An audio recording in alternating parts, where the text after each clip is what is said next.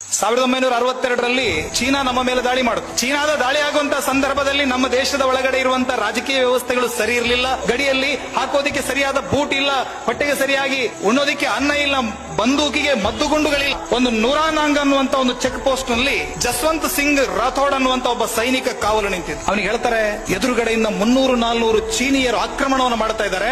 ನೂರಾನಾಂಗ್ check post ನಲ್ಲಿದ್ದಂತ Jaswant Singh Rawat ತನ್ನ ಹಿರಿಯ ಅಧಿಕಾರಿಗಳಿಗೆ ಫೋನ್ ಮಾಡಿ ಹೇಳ್ತಾನೆ, ಸಾಬ್ ಇಲ್ಲಿಂದ ಎಲ್ಲರೂ ಕೂಡ ನುಗ್ಗಿ ಬರ್ತಾ ಇದ್ದಾರೆ, ಮತ್ತೊಂದು ಫ್ರಂಟ್ ಓಪನ್ ಆಗ್ತಾ ಇದೆ, ಇಲ್ಲಿಂದ ಯುದ್ಧ ಆರಂಭ ಆಗುತ್ತೆ, ಜನರನ್ನು ಕಳಿಸಿ. ಹಿರಿಯ ಅಧಿಕಾರಿಗಳು ಹೇಳ್ತಾರೆ, ಅಪ್ಪ ನಮ್ಮ ಹತ್ರ ಕಳಿಸೋದಕ್ಕೆ ಜನರು ಇಲ್ಲ, ಮದ್ದುಗುಂಡು ಇಲ್ಲ, ಒಂದು ಕೆಲಸ ಮಾಡು, ಆ ಪೋಸ್ಟ್ ಅನ್ನ ಬಿಟ್ಟು ಹಿಂದಕ್ಕೆ ಬಂದ್ಬಿಡು, ನೀನು ಪೋಸ್ಟ್ ಅನ್ನ ಬಿಟ್ಟು ಹಿಂದಕ್ಕೆ ಬಂದ್ಬಿಡು ಅಂತ ಹಿರಿಯ ಅಧಿಕಾರಿಗಳು ಹೇಳಿದಾಗ ಇವನಿಗೆ ಸಿಟ್ಟು ಬಂತ. ಅವನು ಹೇಳ್ತಾನೆ, ನಾನು ನೆಲ ಮುಟ್ಟಿ ಉಪ್ಪು ಹಿಡಿದು ಪ್ರತಿಜ್ಞೆ ಮಾಡಿದ್ದೀನಿ, ನಾನು ನನ್ನ ದೇಶದ 1 ಇಂಚು ಭೂಮಿಯನ್ನ ಕೂಡ ಶತ್ರುಗಳಿಗೆ ಬಿಟ್ಟುಕೊಡೋದಿಲ್ಲ ಅಂತ ಹೇಳಿ ಪ್ರತಿಜ್ಞೆ ಮಾಡಿದ್ದೀನಿ, ಜೀವ ಹೋದ್ರೂ ಪರವಾಗಿಲ್ಲ, ನಾನು ಒಬ್ಬನೇ ಹೋರಾಟ ಮಾಡ್ತೀನಿ ಅಂತ ಹೇಳ್ತಾನೆ. ಆ ಜಸ್ವಂತ್ ಸಿಂಗ್ ರಾವತ್ ಏನ್ ಮಾಡ್ತಾನೆ, ಅಲ್ಲಿರುವಂತ ಎಲ್ಲಾ ಸತ್ತು ಬಿದ್ದಂತ ಸೈನಿಕರ ಕೈಯಲ್ಲಿದ್ದಂತ ಬಂದೂಕುಗಳ ಒಟ್ಟು ಮಾಡಿದ, ಮದ್ದುಗುಂಡು ಎಷ್ಟಿದೆ ಅಷ್ಟು ಒಟ್ಟು ಮಾಡಿಕೊಂಡ. ಆ 400ರಷ್ಟು ದೊಡ್ಡ ಪಡೆಯ ಮೇಲೆ ಒಮ್ಮೆ ಆ ಗುಡ್ಡದ ಮೇಲಿಂದ ಹೋಗಿ ಫೈರ್ ಮಾಡೋದು, ಒಮ್ಮೆ ಈ ಗುಡ್ಡದ ಮೇಲಿಂದ ಹೋಗಿ ಒಮ್ಮೆ ಫೈರ್ ಮಾಡೋದು, ಮತ್ತೊಂದು ಗುಡ್ಡದ ಮೇಲಿಂದ ಹೋಗಿ ಒಮ್ಮೆ ಫೈರ್ ಮಾಡೋದು. ಅಲ್ಲಿವರೆಗೆ ನಿಶ್ಚಿಂತವಾಗಿ ಮುಂದುವರೆದುಕೊಂಡು ಬಂದಂತ ಚೀನಾದ ಸೇನೆ ಅಲ್ಲಿ ನಿಂತು ಬಿಡುತ್ತು. ಅಂದ್ರೆ ಎಲ್ಲಾ ಗುಡ್ಡಗಳ ಹಿಂಬದಿಯಲ್ಲಿ ಭಾರತೀಯರ ಸೇನೆ ಸರ್ವಸನ್ನದ್ಧವಾಗಿ ನಿಂತಿದೆ, ನಾವು ಮುಂದುವರಿಯೋದು ಬೇಡ ಅಂತ ಅವರು ಅಲ್ಲೇ ನಿಂತರು.